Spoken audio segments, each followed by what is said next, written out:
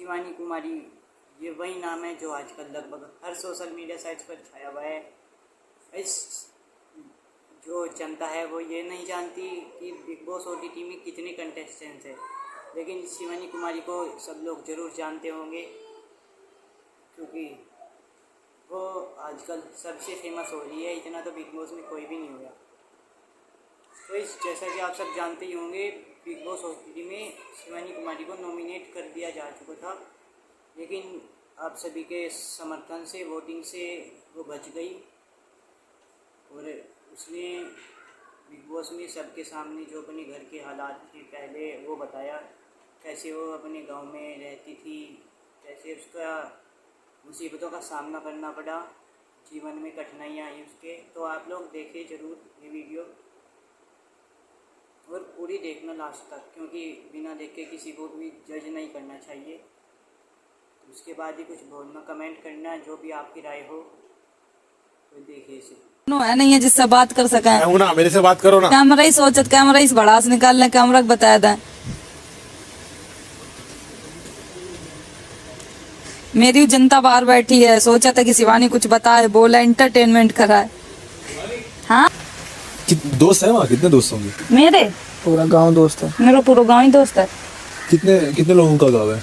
कितने लोग हैं? 600 लोग जानते होंगे। हाँ, हमारा गाँव मतलब गांव है, गांव में सब जाना था। मैं सब, जब मेरा गांव मेरे नाम से चला था। क्यों ऐसा क्या करती हो? मेरे गांव का कोई पहचान थोड़ी नहीं, एक छोटे से गांव से मेरे गांव को नाम है, तो उस गांव को कोई भी नहीं जाना था कि कौन सा गांव का। अब जो भी मेरे गांव से जाते ना तो ये बोलत कि तो उसमें मेरा नाम है शिवानी के गांव से। क्योंकि तुम ब्लॉगिंग करते हो इसलिए? हाँ, पूरे ब्लॉगिंग करते हैं। और पहली बार तुम्हें ऐसा क्यों लगा कि तुम्हें ऐसा स्टार्ट करना चाहिए, शुरू करना चाहिए ब्लॉगिंग?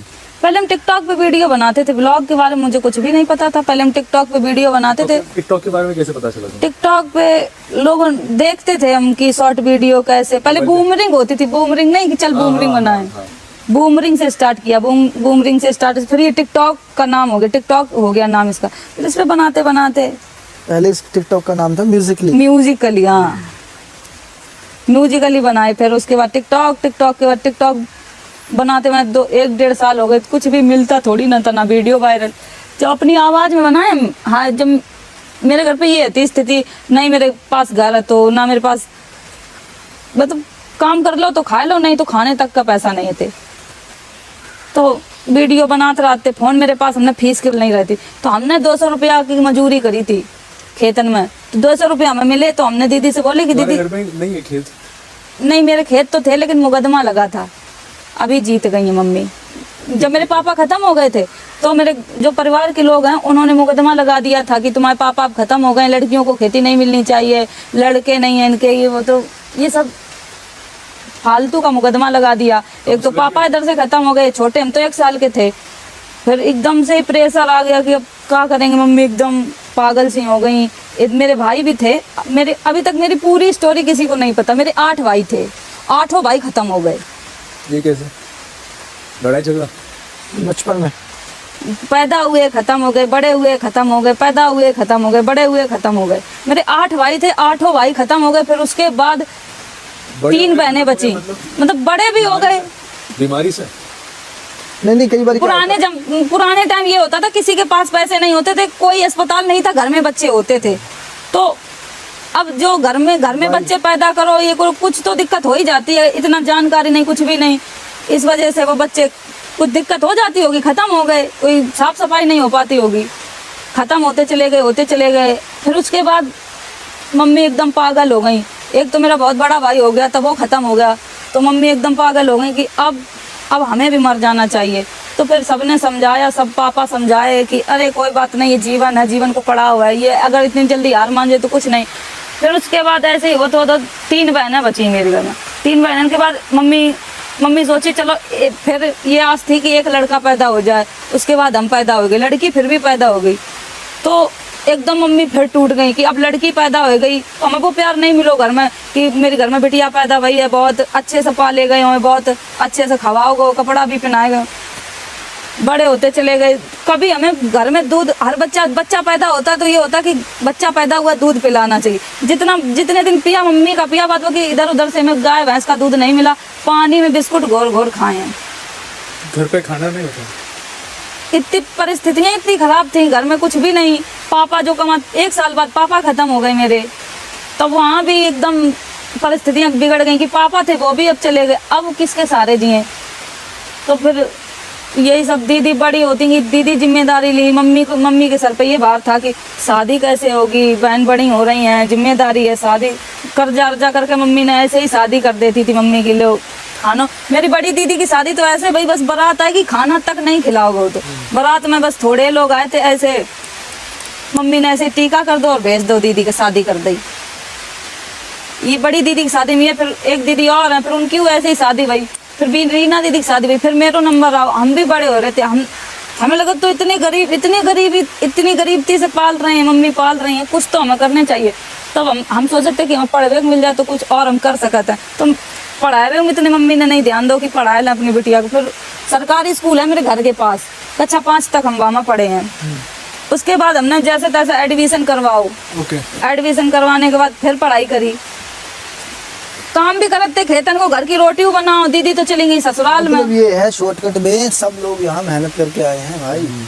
और इसने जब वीडियो बनानी शुरू की थी तब बिल्कुल हालात खराब थे घर के हालात इतने नहीं, घर के हालात इतने। जब वीडियो बनाना स्टार्ट किए तो मम्मी इतना, गांव वाले इतने विरोध करें कि ये वीडियो बनाएगी तो गांव के बच्चा बिगड़ जाएंगे, ये इसको गांव से निकालो, इनको गांव से निकालो, ये सब चीजन के बाद जब 3 साल हो गए ना ऐसे भैया फिर संघर्ष करते रहे, फिर टिकटॉक बंद हो गो।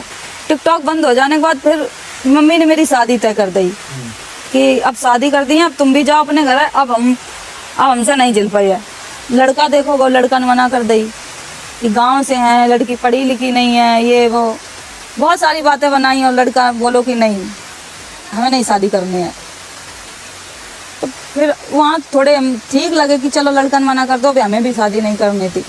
फिर ऐसे टिकटॉक बैन हो, फिर मिले अभिषेक जो अभी तक मेरे साथ में। अभिषेक ने यूट्यूब चैनल बनाओ सब कुछ, जैसे अब हम तुमसे मिले हैं, तुम मेरी वीडियो पहले से देखते हो और तुम आए कि तुम वीडियो अच्छी बनाती हो, ये वो, फिर तुम्हें यूट्यूबर नहीं वो हाँ यूट्यूबर थे, लेकिन अब उन्होंने सब काम छोड़ रखे हैं, सिर्फ मेरा ही काम करते हैं। अब जो भी चैनल है मेरा ही चैनल चलाते हैं, सब कुछ। आज यहाँ बैठे हैं तो अभिषेक की देन है, और मेरी जनता ने इतना प्यार दिया, इतना सपोर्ट किया, आज यहाँ है। तुम्हारे सारे वीडियो चलाता है पीछे से? हाँ, अभिषेक का पूरा काम, अब जो मैं यहाँ बैठी हूँ अभिषेक कर रहे होंगे सब कुछ। मेरे घर में भी तो कोई नहीं है पढ़ा लिखा, सब जितने पढ़े लिखे हैं घर में सिर्फ हम ही हैं जो भी हैं। मेरे घर में कोई बहनें नहीं पढ़ी हैं, मम्मी भी नहीं पढ़ी हैं, कोई भी, पूरे फैमिली में एक हम ही पढ़े हैं जो थोड़ा बहुत जो भी जानते हैं ठीक ठाक है। नहीं तो हमारी भी शादी हो जाती, कौन शिवानी के गांव को जानता, कौन किसको कोई जान रहा था। यहाँ कौन आता बिग बॉस के घर में, कोई जानता ही नहीं। तो यहाँ भैया बहुत मेहनत करके आए हैं, और ये मेहनत मेरी बहुत सफल भी होगी, सफल हो ही गई जब बिग बॉस के घर में बैठ गए आके। तो ये तो मेरी मेहनत रंग लाई, इतनी मेहनत करने के बाद आज इधर हम बैठे हैं।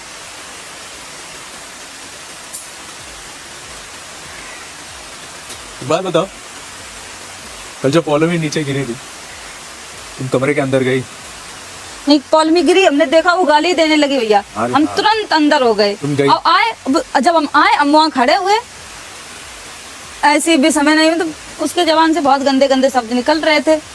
हम जैसे खड़े हुए मेरा एकदम माइंड घूम गया, हम तुरंत वहाँ से निकल आए। हमें जो सामान चाहिए था, हमने कुछ, वो एक तो वहाँ गिर गई, कहते ना कि हम गाँव से, हमने वो तकलीफ देखी, हम कांटों से ही चलना सीखे हैं, तो इतनी चोट हमारे लिए क्या है। हम किसी को दिखा नहीं रहे कि हमें चोट कितनी लग गई है, कितनी दर्द हो रही है, लेकिन तब भी ये कहा गया है कि टास्क की वजह से वो हो गई, मतलब ड्रामा कर लिया।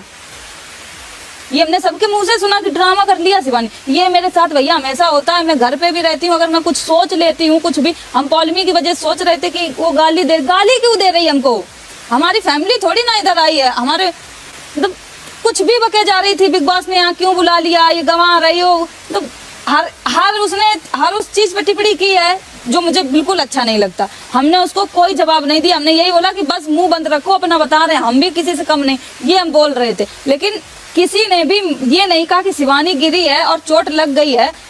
हमें तो सबने यही कहा कि तुम ड्रामा कर रही हो, जनता देख रही है, और यहाँ से जो भी मेरे साथ हो रहा है सब वो बाहर वाले देख रहे हैं कि क्या मेरे साथ हो। कितना सच है कितना झूठ ये तो वही जानती है, ईश्वर जानते हैं, पर स्ट्रगल तो किया है ना इस लड़की ने, ये तो आप सबको भी पता है। मेहनत की है इसने, यहाँ तक आने में, इस मुकाम तक पहुँचने में मेहनत लगती है। तो फ्रेंड्स, अगर आप सबको अच्छी लगी हो वीडियो तो लाइक कीजिए, चैनल को सब्सक्राइब कीजिए। Thank you.